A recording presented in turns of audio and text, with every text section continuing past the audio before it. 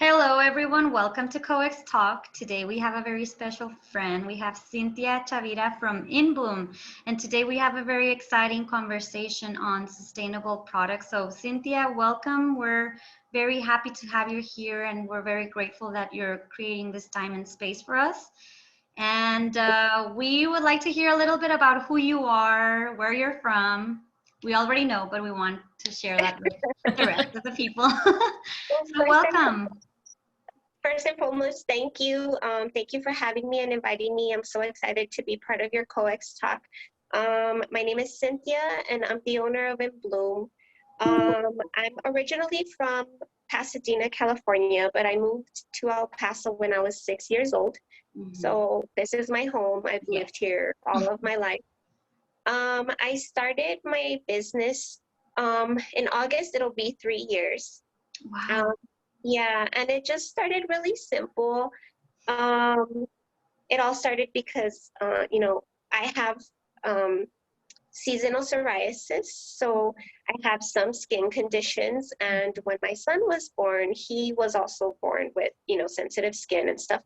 And so it started just as like, let me try to figure out products that won't have this like allergy for him, or and so it just kind of started there, and then it just started with bath bombs, and then slowly it just grew and grew into soaps, lotions, and then in December we finally were able to open our storefront, and here we are. So I'm a big fan of the shampoo and conditioner, actually. You know that. But Yeah. I love their shampoo too. The white one. Yeah, the tea tree. Yes, that one. And all of them smell so good too.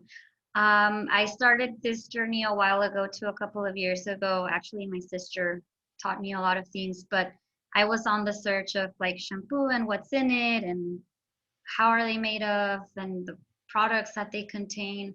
And I also suffer from a skin condition, so I had to do a lot of research. So we invited you because we want to talk about your products and we want to learn more about how you make these products, the sourcing of your of making the products, like all the things that we have shared in our conversations. Like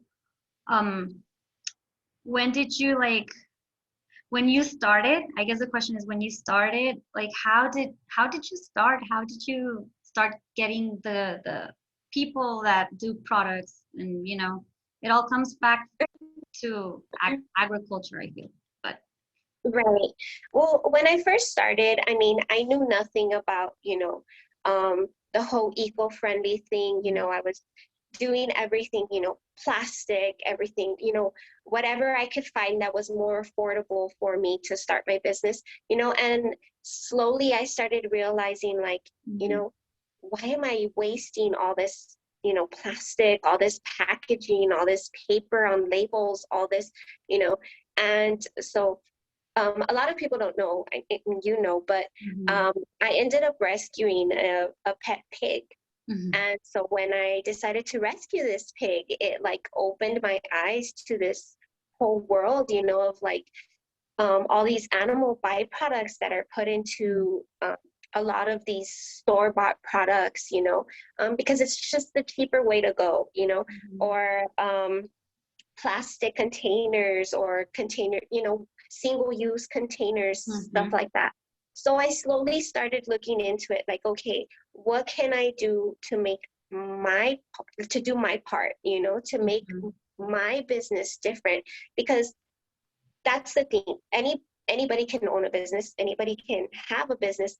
The thing is caring about where you get your products from, where are they sourced from, being a little bit sustainable conscious, a company that actually cares about, I'm not just buying this product or, and putting it into my products, or this ingredient and putting it into my products just because it's a cheap, if I buy it in bulk from this company, it's cheaper than buying it from, where is it sourced from?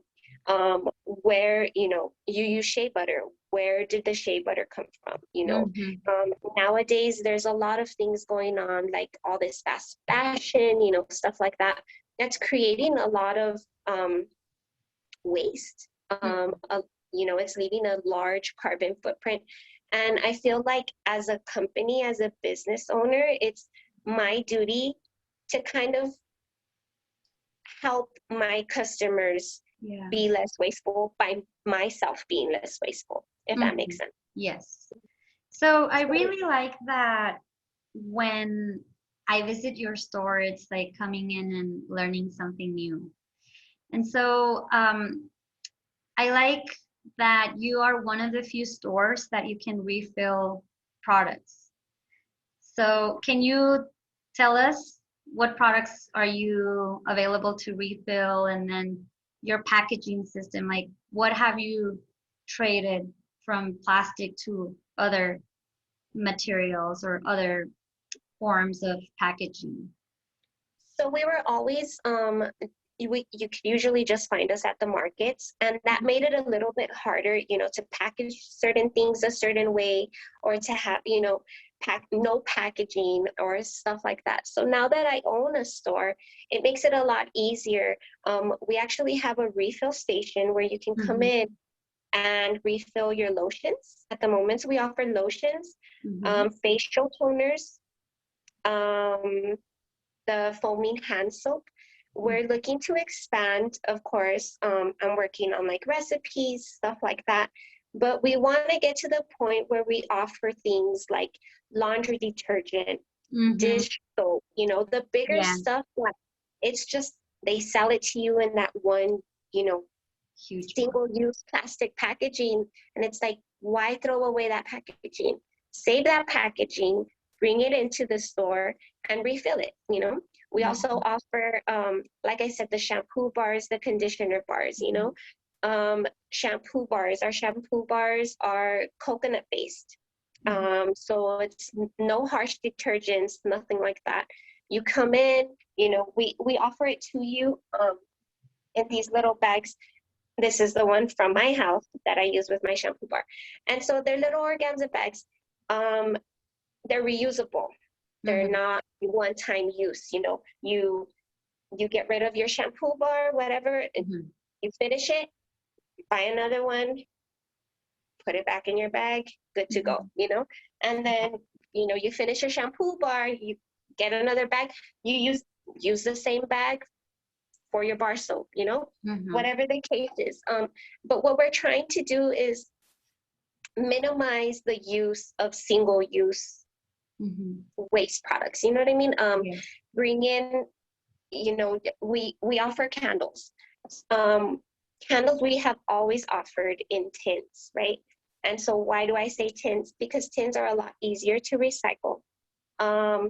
We also offer a program where you bring in your old candle tins after you're done, burning out your candle, and we give you $1 off your next purchase, So stuff like that, stuff that's gonna, make people more conscious of what's going on. You know what I mean? What fingerprint, carbon footprint they're leaving behind and stuff like that. Yeah, and speaking of detergents, that's been a big one for me personally. It's not only the waste, like from the plastic container, it's also the heavy materials that it's made out of that are super harmful for the environment. And people don't realize that that water that you're washing your soap with is going to end up in the sewer, and it's going to have to go through a big process. And so you're not supporting the environment in that sense, because you're making it harder for the people that clean your water to clean out toxic materials. It's not, it washes your clothes, but it doesn't go away. And I think that's one of the reasons why we're in the conditions that we're right now, because we're not realizing where our products are coming from and where they're heading to. There's no cradle to grave process in our minds when we choose the products that we're using. And so everything has a beginning and an end, and we're just in the middle of consumption, Exactly. And like one of the conversations that we've had at the store is a lot of people think, okay, I'm gonna go eco-friendly, and they're scared to go eco-friendly because they automatically assume that they have to change their whole lifestyle. Mm-hmm. And that's not what it is. That's not what you have to do. Changing just one thing a month, or, hey, you know what? I'm almost done using this plastic toothbrush. I can't use it anymore. Then the next time you buy a toothbrush, just don't buy a plastic one, buy a bamboo one, and you slowly start making these small little changes. You're never going to get to the point where you're 100% eco-friendly. Mm-hmm. That's impossible, Yeah. And so people think, I have to change my whole lifestyle if this is what I want to do. No, you don't, just change one thing a month, set a goal, like this month, when I go to the grocery store and I'm in the produce aisle, I'm not going to get the produce plastic bags, I'm going to buy myself, a reusable bag, Mm-hmm. And put my vegetables in it, carry it around like this. I mean, this is super simple to carry just in the trunk of your car, in the glove compartment, and it's one thing that you're changing, but it's making such a big difference.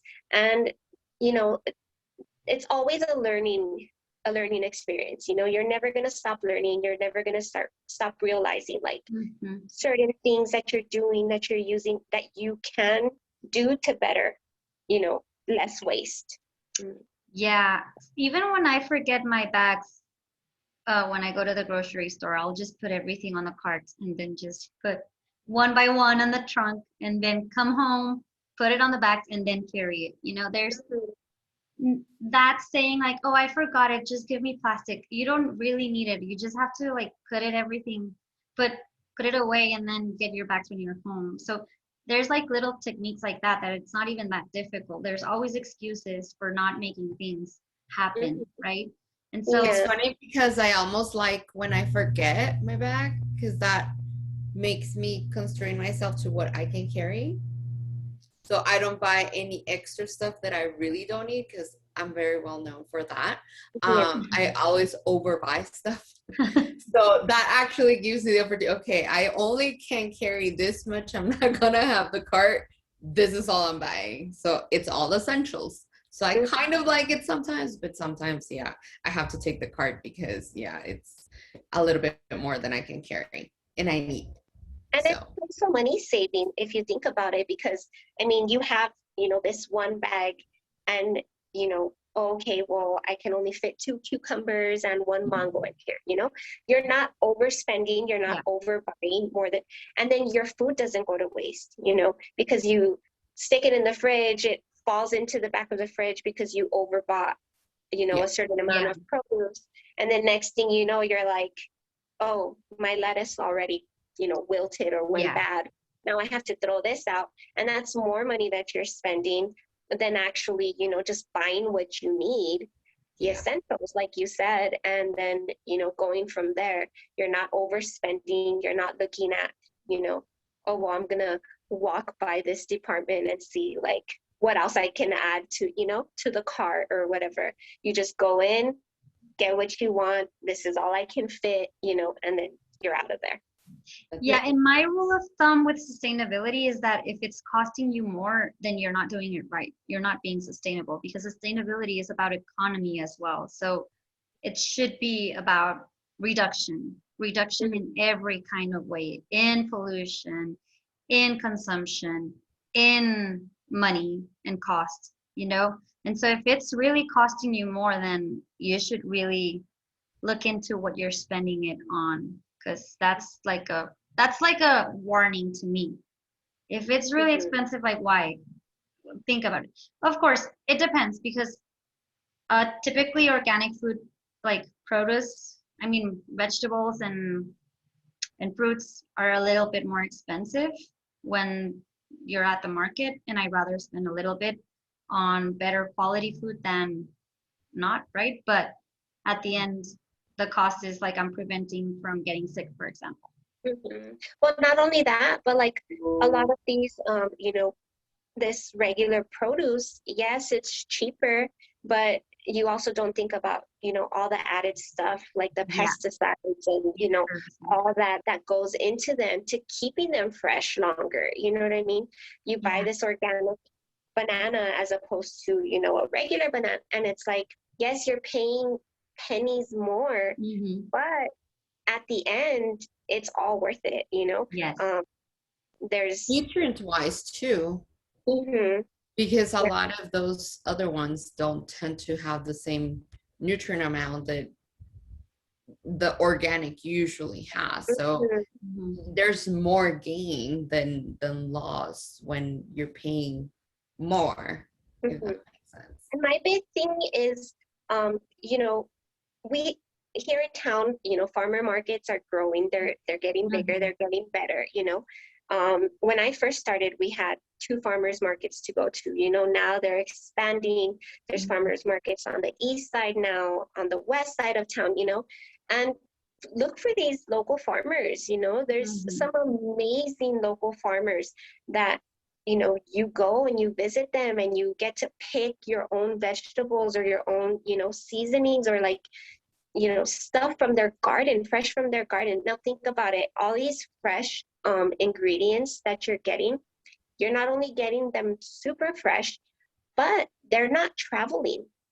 So they're not, going on a truck, traveling, wasting all this gas just to get to your store and then to get to you.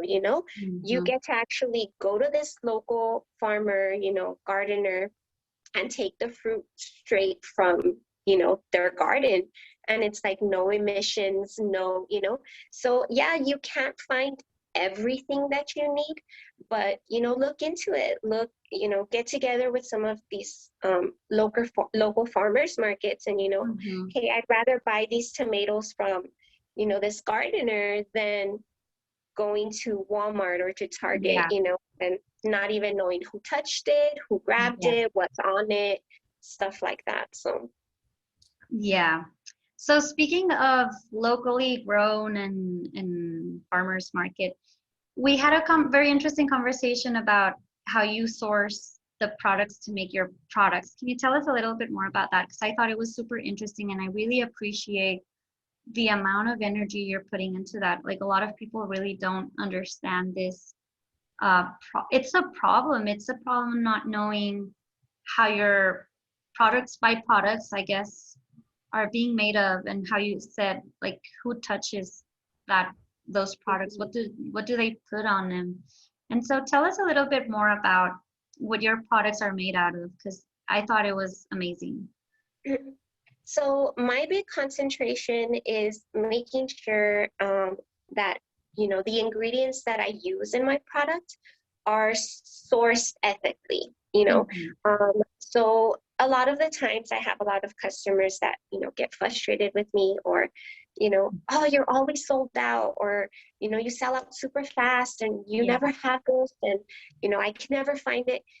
And I'm like, well, I'm out of this ingredient. I'm waiting for this ingredient, and they're like, well, why don't you just buy the ingredient off of Amazon? Or why don't you just, because that's not me. That's not my business. My business, I would rather wait and not have the product than give you a product that's not going to have an ingredient that is ethically sourced. Ethically sourced means, they don't have these kids working for pennies to try to get you this shea butter. They don't have, a lot of the times they're saying, I'm eco-friendly. I bought this bamboo toothbrush. But where did that bamboo toothbrush come from? Is it from China?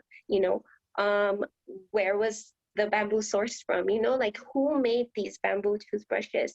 Was it, child labor? Was it, so it's just a lot of things that go into it that you think about, but you're like, I really don't want to deal with that, Let me do that dealing for you. You know what I mean? Like, let me do the research. Let me look at, where these ingredients are coming from. Is this palm oil sustainably sourced? What ranch is it coming from? What, who made it? Who, whatever the case may be. And so if you find a business that is into that kind of stuff, it leaves the hard work like out of you. How do I say it? Like, you don't have to do the hard work. We do the hard work for you. You know what I mean? You, anytime you buy from InBloom, you know that that shea butter was ethically sourced, that coconut oil that we use in your shampoo bar. And yes, sometimes we run out, and yes, sometimes we don't have it. But I'm not going to rush out and go and buy something just so that I can put it out on my shelves again. You know what I mean? If it's going to take me a week to get it out to you, then it's going to take me a week to get it out to you. But I promise you that the ingredients that are being used are the best ingredients that I've been able to find. And also for me is I have trust issues on the products everywhere. It's like, and going to your store makes me feel this trust. Like, I trust you because I've had conversations with you about it, and you're telling me all these things, and it makes me feel comfortable and safe. Because at the end of the day, it's also a health issue, right? Like, every time you're putting heavy, toxic stuff on your hair is gonna mess it up, you know, somehow. So I don't know, like, I really appreciate and value that extra effort that you're putting into this process, because you don't find it anywhere. And there are some of us that really care about this, that realize that this is an issue, and and even though that you go to Target and there's this products that are now like not using plastic containers, still are made out of something, and you don't get that information. You don't get access to that, right? So there's also the issue of greenwashing when it looks like it's a sustainable product, but it isn't. Yeah, that's something that I also pride myself in. I mean, when you walk into my store, you'll usually, you know, catch me behind the counter making products, and you can see everything that I'm doing, you know, mixing this, mixing that. People come in, I take off my gloves, I help them out, I come back, you know, I start making again. So there's, you know, there's nothing hidden, no hidden ingredients. You know, you can see me, you can watch me make everything. There's, you know, nothing that I'm like trying to keep from you, you know. And it's like a lot of these bigger companies or these, you know, store-bought brands are like, okay, yes, we're vegan, we're eco-friendly, but then the packaging isn't, you know, or vice versa, you know, like our packaging is, you know, recyclable. Okay, but what ingredients are you using in your product? You know what I mean? And it's like these heavy detergents, these crazy parabens, you know, and it's like, you see the packaging and you're like, oh, okay, this is vegan, this is eco-friendly. But, you know, what ingredients are in there, you know? And so we kind of take the hard work out of that. Yeah, which I really appreciate. Thank you. Well, Anna or Ale, have any questions for Cynthia? Well, I don't. Like, we talk a lot about you, even when I don't go much to the store.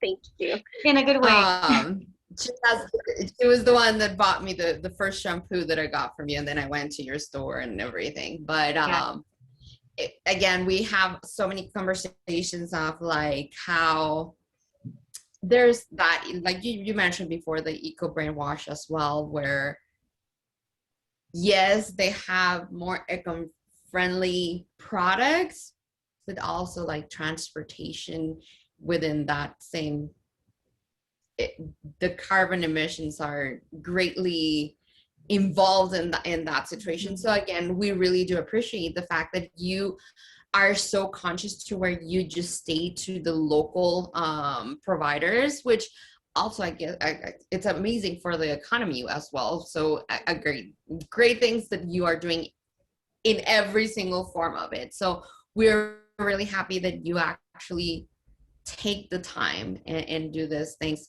I need to go and try the spray that Bombitas told me about. So you'll see me soon. And I also need another tea tree shampoo. So you'll see me there. I have some. Everyone, you all have to go to InBloom. It's a really cool store.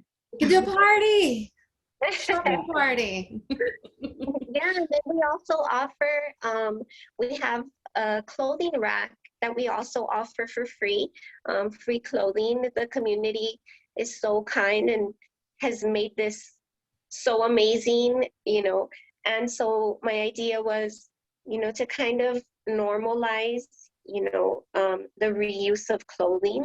Mhm. And so we have this clothing rack that we offer to our community for free. You come in, if you see something you like, you take it. If you have a donation, you come in, you bring in your clothing, your shoe donation. People have dropped off purses, you know, crazy stuff. Mhm. And so, you come in, you donate, we give you 10% off for donating. Um, and we just kind of want to normalize, the reusing and reducing of waste. Clothing Mhm. is a big um, waste Mhm. reduce, I mean, you know, Mhm. producer of waste as well. A And lot of the pollution. clothes, yeah. So 84% of, the clothing that you buy every year ends up in a landfill, ends up, in waste. And so we're trying to reduce that and try to like normalize it a little more, come in, Yes. hey, this shirt, I only wore it once. I only needed it for this interview. I haven't used it since then. Um, Give it to somebody else, And then so at the end of each month, what we do is whatever is still left on the clothing rack so that we Mhm. continue to rotate that clothing, we end up donating it to a local charity or a local, group that is looking for clothing, like the women's, family violence shelters, stuff like that. Mhm. So that clothes still isn't going to waste, it's not staying there just sitting at the store, we still, it ends up making its rounds through the community. So Mhm. that's another big thing too that we Yeah. look into doing. Yeah, so if you go visit the store, make sure you bring a piece of clothing. And Alex, take it you, that you want, because a lot of people, they get shy and they're like, oh, are you sure ah, this is free? And I'm like, yes, it's free. Like, take it. And if those jeans fit you, take those too. And if that fits you, take it too, because yeah. you go and you buy clothing at the mall, and it's like $40 a jean or whatever. And then you wear it once, you wear it twice, and then you wash it. And then it's like, oh, it doesn't fit me anymore. And then it sits there in your closet for years and Mhm. years and years. And then you're like, It's because we have that hope that it will fit again. yeah, because we have that hope that it's good. I still have t-shirts from high school that I'm like trying to squeeze myself into, and I'm like 34 now, and I'm like, I graduated almost 20 years ago. Why am I still Ah, trying to squeeze into this shirt, yeah. But it's like we're like that, us being humans, it's just we want to keep things, we want to hoard things. And it's kind of like, what? This is what I do now. So I see something that I like and I'm like, okay, if I'm gonna get a new item, then I'm gonna get rid of two items, Okay. right? Oh, So then wow. yeah. Two. So then I go to the store, like somebody will bring in something and I'll be like, oh my God, that dress is super cute. Okay, I'm gonna go to my closet, pick out two items, donate them to the store, and then take that one dress. So it's kind Mhm. of, Mhm. fixing my closet up a little bit, like giving me more space, but at the same time, I'm, donating back so I don't feel as guilty, getting new stuff. Mhm. So just little stuff like that, little ideas that, work and help. And Yeah. then slowly you start realizing like, I can do this to be a little bit more eco-conscious, or hey, let me not buy that water bottle. Let me just, refill it here at this water fountain, or Mhm. whatever the case Mhm. may be. You just start noticing little things and you Mhm. start changing, one thing at a time, Mhm. um, slowly getting there. And any little difference is a big difference. Mhm. It's funny you mentioned the water bottles because it's like people do not expect you to say no to water, like whenever they offer you, because I have so many client meetings that I go to. So once you're waiting, they're like, oh, can I offer you some water? Can I? And I'm like, no, thank you. And they're like, are you sure? And I'm like, yep, trying to save the world one bottle at a time. They're like, You're like, I'd rather be dry. I'm like, no, I have my water like back in the office. It's okay. And they're like, are you sure? It's really hot outside. I'm like, I'm sure. Thank you so much. Yeah. But it does surprise a lot of people. I'm like, I wish people were a little bit more educated on that and where they don't have to feel that way anymore. It's normalized to say no because you don't want to use another plastic bottle, because you don't want to use another plastic cup. Like, it slowly but surely will get there. Yeah, it takes a while for people to get used to, those certain ideas.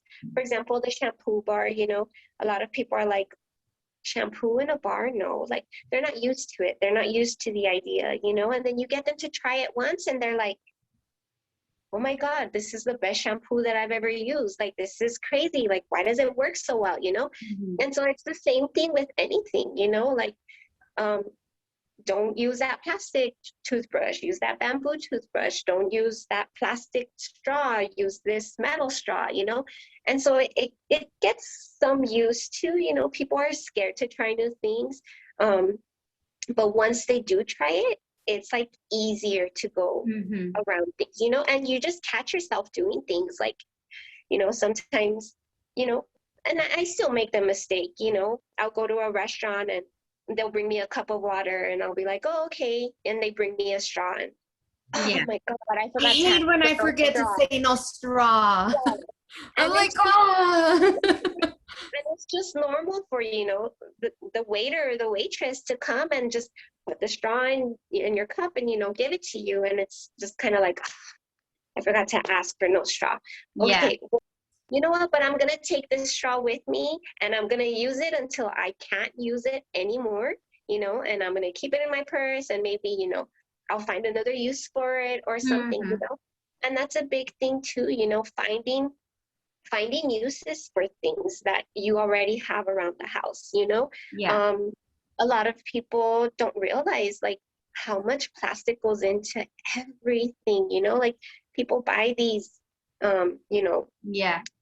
disposable toothpicks, floss and stuff like that, and it's like so much plastic waste, because it's 100 of those little flosses, and like, for example, this, yes, it's a plastic container, but this is refillable, the floss is refillable, so you just keep buying the floss refill, you keep using this little container over and over and over and over again, and you can have it for years and years and years, and that's less waste that you're using, and it's just crazy. Like, you start realizing little things here and there that you just see, like the candy wrappers or the, whatever, and it's things you can't get around them, like people just don't realize like the effect that it has on everything, like glitter or, balloons, stuff like that. They're just normal things that people use every day. And it's like, now when I have, my son's birthday party, it's like, okay, I'm going to give out candy, but I'm not going to give out candy bags, or I'm going to do a paper candy bag, like, so it's just kind of like switching little things here and there, and it slowly just starts clicking in your head like, okay, I'm not going to use that balloon, there's really no need for it, no need for that decoration or whatever. I'm going to draw something or whatever and then save it and then reuse it again, so it's just little things that you start noticing and clicking in your head, and it's just like, okay, I'm going to do this instead of this. And so it's not really big steps that you need to take. It's just realizing like what little things you can change every day that'll just make a difference. Yep. I completely agree. Ale, do you have any questions for Cynthia? No, Cynthia, thank you. I just wrote, I don't know if you read it, that we should do like a party and we'll take our clothes. We can invite people and we swap our clothes. I don't know, do something fun for the community. Yes, we definitely need to get together and do that. I mean, my store, I'm not where I want to be, you know, and I probably never will be, but I have None of a it. lot of room, you know, I have a lot of room in that store. And so we can move tables, you know, we can move everything aside, you know, have people come in, make some drinks, you know, like Yeah. have Yeah. some snacks, you know, something healthy. People bring in their clothes, you know, or it doesn't even have to be clothes. It can be, you know, hey, I have these I vintage don't know, items that cups I haven't used or in for, jars or yeah, this vase or whatever, you know, things that you would like usually just get rid of or donate to like, you know, Savers or Goodwill or whatever. So yeah, like I really think that it would be a good idea to plan something to where, you know, everybody sets up their own little table and we just kind of go around and switch things, you know, like Let's trade, do it. like I have this purse, like, hey, I like your shoes, like let's trade, you know? Yeah. And then we all end up winning, you know? So it's, I think we really need to get into it, plan it, Let's do because it. I'm excited about it. I'm super excited about it. We are too. Let's get organized and we'll do Yeah, it. new yeah. clothes, let's do it. I have another question because I couldn't hear because it cut off right exactly where you were talking about the party. So do you buy everything and then like you reuse it? Like what do you do with like decorations and things like that? So as far as parties and stuff like that, I I really don't have like a big family or anything like that. So I really don't throw like my kids any like big parties or stuff like that. But what I do is like, for example, reuse the stuff that I, you know, like if I make my son like a sign, you know, with a poster board or whatever, I'm not gonna throw that poster board away, you know, turn it around, use it for the next project or use it for something else, you know. Then I have to make, I don't know, say something out, then, you know, cut it up and then turn it into something else. And now it's his school project, you know? So just, even if it's something that, you know, you have to use and that it is wasteful, use it as many times as you can. You know what I mean? Um, you you're throwing a Super Mario party or whatever, and you found this cute, you know, Super Mario decoration, save it, you know, don't just throw it away.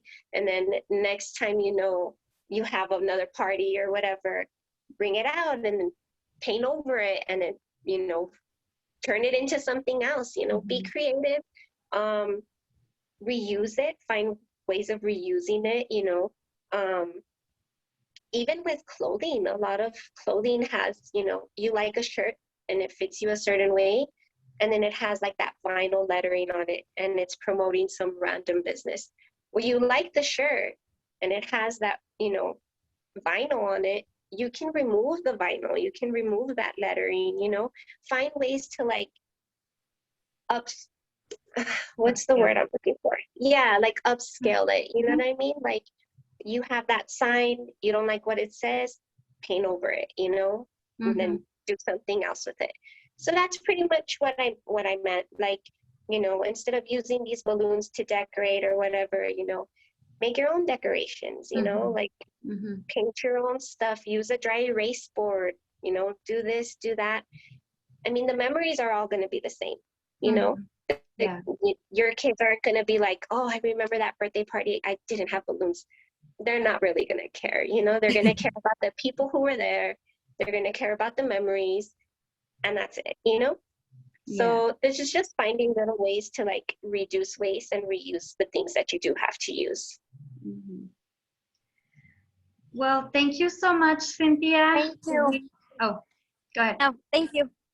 Thank you so much. We're very grateful to have you. Thank you for your time and everything you shared today. Yeah, I'm super excited you guys gave me a chance to come on and talk to you guys. Thank you for having me on your COEX Talk.